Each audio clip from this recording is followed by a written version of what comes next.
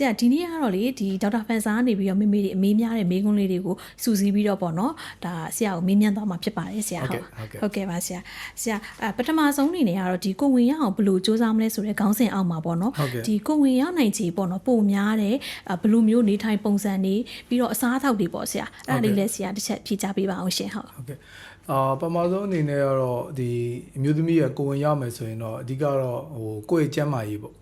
ကျန်းမာရေးကိုအရင်ဆုံးပြည့်စုံပြည့်ထောင်အောင်ပေါ့ကိုဝင်ဆောင်တော့မှာကိုဝင်ဆောင်တော့မှာဖြစ်တဲ့အတွက်သူကကိုလေးချိန်ဆိုလည်းမများရဘူးနောက်တော့တွေးတိုးရှိရဆိုတဲ့တွေးတိုးကုသထားရမယ်နောက်ပြီးတော့စီးကျိုရှိရဆိုတဲ့စီးကျိုကိုကုသထားရမယ်ပေါ့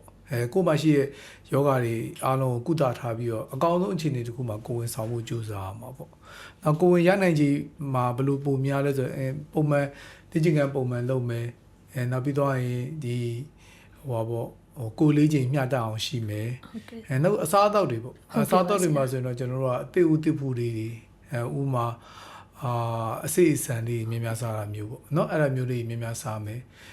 နောက်ပြီးတော့ရှောင်းမဲ့အစားအစာတွေပေါ့ဟုတ်ကဲ့ဆရာအဓိကတော့စီကြော်တွေပေါ့စီနဲ့ကျွတ်ကြော်တဲ့ဟာမျိုးတွေအရန်ဆက်တဲ့အစားအစာမျိုးတွေနောက်ပြီးတော့အသင့်လုပ်ပြီးသားအစားအစာတွေပေါ့ဥမာအာလူကြော်တို့ဝေါကြောင်လို့စသဖြင့်ပေါ့နော်နောက်ခေါက်ဆွဲထုတ်တွေအဲ့လိုမျိုးတွေတော့သူကကြိုပြီးတော့ရှောင်ရှားထားတယ်အဲ့ဒါကြီးရှောင်ရှားတဲ့ကိုလေးချိန်နဲ့ပုံမှန်လေးဖြစ်မယ်ဆိုရင်တော့ဒါကိုယ်ရဖို့လွယ်ကူတော့နေတယ်ဟုတ်ကဲ့ပါဆရာဟုတ်ကဲ့ပါဟုတ်ဆရာနောက်ထပ်မေးခွန်းလေးတစ်ခုအနေနဲ့ကတော့ပေါ့နော်ဒီရာသီမမှန်တဲ့ဒီအမျိုးသမီးတွေရှိပေါ့နော်အဲ့လိုမျိုးအခြေအနေမှာဆိုလို့ရှင်ဒီ ovulation ပေါ့နော်သူတို့သားဦးကြွေအောင်ဘယ်လိုမျိုးပေါ့နော်တွက်ချက်လို့ရတယ်လဲပြီးတော့ကိုဝင်ရဖို့ဘယ်လိုပြင်ဆင်လို့ရတယ်ပေါ့ဆရာအဲ့ဒါလေးလည်းဖြေချပေးပါဦးဟုတ်ကဲ့တကယ်တော့ရာသီမှန်တဲ့အမျိုးသမီးမှာဆိုရင်တော့မမျိုးကြွေခြင်းကိုကျွန်တော်ကနည်းနည်းတွက်လို့ရတယ်ပေါ့ဟုတ်ကဲ့ပါဆရာeven သူတို့မှာတော့မှရာသီမှန်နေတော့မှတောင်းမကြွေတာမျိုးတွေတော့တစ်ခါကျရင်ကြုံရတယ်ဟုတ်ကဲ့ရာသီမှန်တဲ့လူတွေမှာတော့ဒါတော့တောင်းကြွေတာမကြွေတာလည်းဖြစ်နိုင်လို့ကြွေတာနောက်ကျလည်းဖြစ်နိုင်တယ်ဟုတ်ကဲ့အဲ့တော့ကိုယ့်ရဲ့ရာသီဆောင်ဝင်ကိုသေချာသိဖို့လိုတယ်ပေါ့ရာသီဆောင်ဝင်ကပုံမှန်အဖြစ်တော့21ရက်ကနေ35ရက်အကျွေးဆိုကျွန်တော်ကပုံမှန်လို့သတ်မှတ်တော့ဟုတ်ကဲ့ကဲတော့မဟုတ်ဘူးအဲ့ထက်ပိုပြီးကြော်လွန်သွားတယ်ပေါ့ဥပမာ45ရက်တစ်ခါမှလာတယ်2လနေမှတစ်ခါလာတယ်3လနေမှတစ်ခါလာတယ်ဆိုရင်တော့အမှန်တမ်းပြောရင်တွက်ချက်လို့မရနိုင်တော့အဲ့ချိန်ကျရင်တော့ကျွမ်းကျင်တဲ့ဆရာဝန်တွေနဲ့သူကပြတ်သားတဲ့တယ်အဲ့ဘာကြောင့်ရာသီမှန်တာလဲပေါ့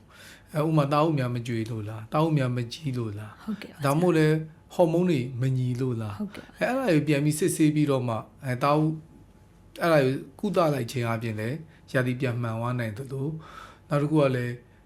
တာအုပ်ကြီးစေးလိုဟာမျိုးပေါ့လိုအပ်ရင်ပေါ့နော်လိုအပ်အဲ့လိုမျိုးပေးလိုက်မယ်ဆိုရင်လည်းဒီတာအုပ်ဝေးပါကြွေသွားနိုင်ဟုတ်ကဲ့ပါဆရာဟုတ်